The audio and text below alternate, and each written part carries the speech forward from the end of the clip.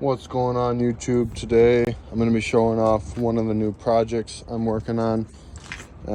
Actually just one of the tools that I've been using, and this is called a Pro Press gun. It's for copper. It's a crimp tool. This is the compact one and it's great so far. I really enjoy it. Milwaukee also makes a similar one, although I feel like Ridge and Milwaukee are pretty similar as far as quality goes, but it's got the 1/2 inch to 3/4 and the 1 inch. Got these little batteries here. They last quite a while and it's pretty self-explanatory, but I got this chain vise set up here. I'm just going to show you. So I've been doing a lot of, along with my welding side jobs, I've been doing a lot of mechanical plumbing work, and with everything going on in the world, I mean, you can never be too stable and enough money in the bank. And I mean, diesel by me is at, saw it for $4.70 today, and I drive a diesel truck, so yeah, it's just everything's getting more expensive. And I'm keeping my full-time job, obviously, and I do that, and then I do this stuff on the side, so it really helps kind of cushion my income, because of the fact that everything just seems to be getting so expensive, and I have to kind of branch out. I'm staying within the pipe fitting realm, but pipe fitting plumbing realm, but this is something I've been adding on. I just did a bunch of work for a guy replacing valves and a bunch of piping with this Pro Press gun. Made me a lot of money. I think in 1 hour, an hour and a half, I made $200, and that's just labor. So charging for 2 hours, $100 an hour, and I made $200, and it took me only an hour and a half. So it was great. It really turned out good, and I recommend, before you do plumbing or pipe fitting or any of that kind of stuff, you should, get your license or insurance and all that stuff. But something to branch out and look forward to, for sure. And yes, I still do welding and I still do a lot of that stuff, but I'm just trying to, I guess, diversify my business, and I'm going to stick with that, welding and pipe fitting plumbing. So talked about that in a previous video about what I'm doing with that. But yeah, I need to, when times are slow in the winter and there's no welding to be done, someone almost always needs plumbing and heating, HVAC work. So when I can combine the heating and the plumbing and the HVAC and the welding, I'm much better off. So that's just my suggestion. If you have those skills already, well, the tools aren't that expensive. That Pro Press gun, I'd say it's about a little over $2,500. The big one's over $3,000. But really, in reality, this does go up to 1.25 inches. So I just don't have the jaws with me. But then the 1.25 inches goes right there, and the big one goes up to 2 inch, and that's all you really ever need. This is an inside-outside reamer, really handy. It goes up to 1.25 inches as well. It came actually with this, kind of nice.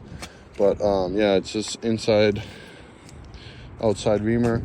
Reams the pipe so there's no burrs.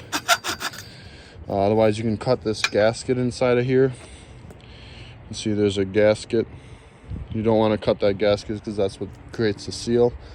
So what I normally do, this is just an example, put a coupling on, Pro Press coupling. You can get these at Menards. I like to take a Sharpie,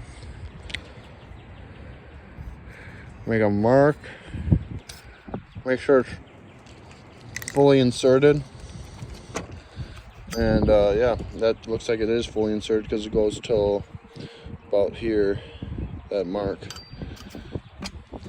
the pipe does. What I like to do after I press it is I always make an X. So if I'm doing a bigger job, I know, like, hey, I already pressed that. So I'll show you how it works. It's pretty self-explanatory. I'm sure many of you have already seen this tool, but it's very handy. It beats soldering, that's for sure. Soldering with an open flame, yeah, you can do it, but in such tight areas or there's lots of insulation. Like the job I was just at, there was a lot of insulation in the ceiling, and I did not feel comfortable soldering because that would just be dangerous, and it's a risk for the homeowner as well, and a risk for me insurance wise. But yeah, so this is the 3/4 jaws. You just slide that in, push it in, locks.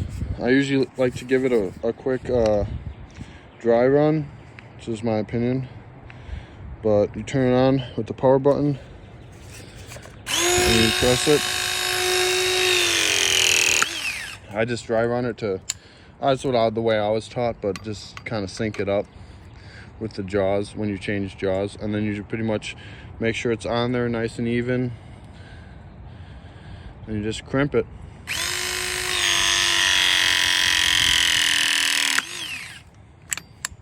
A lot of guys don't like the Pro Press stuff, but the soldering lasts pretty much forever. But the manufacturer says apparently that this stuff lasts 20 years, according to the manufacturer, but that ain't coming loose. And you can kind of see this right here, that little crimp. That means also you can tell it's crimped. And then yeah, so that's how it should look when it's done. I'll show you the inside. Yeah, kind of hard to see. Back this camera up. So yeah, it looks pretty cool. Looks good. You can just coupling that. It's a lot easier than soldering, like I said, but to each their own. And then I'm just gonna do the other side. You can buy all types of fittings, 90s valves, 45s, couplings, caps, all types of stuff you can, you know, buy for the Pro Press. Pretty much anything you can buy solder, you can buy Pro Press. So yeah, I'm just trying to branch out as times are getting crazy in America, and I feel like all over the world. You know, gas prices are going up. I'm wondering how you guys, if you guys own businesses, how do you handle the stress that's going on in, you know, the world and stuff? I try not to let it affect me too much. Sometimes it can be really hard. This needs to be WD-40. It's super rusty, but I try not to let it affect me too much, but it's hard not to.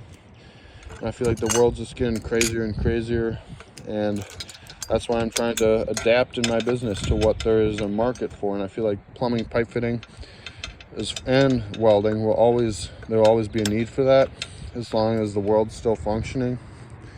So that's partly why I chose to be a pipe fitter and a welder, is because there's always going to be a need for it, and you can't just, I guess, put that out of mind. I mean, everyone eventually is going to need some type of plumbing, HVAC, welding work. So yeah, that's why I do what I do. And with that being said, thank you for watching. Just a short little video about why I'm doing this. And maybe you should look into it if you are a plumber. Do side jobs. I know in the union that's kind of frowned upon, but if you got to make money, you got to make money. That being said, I'm out.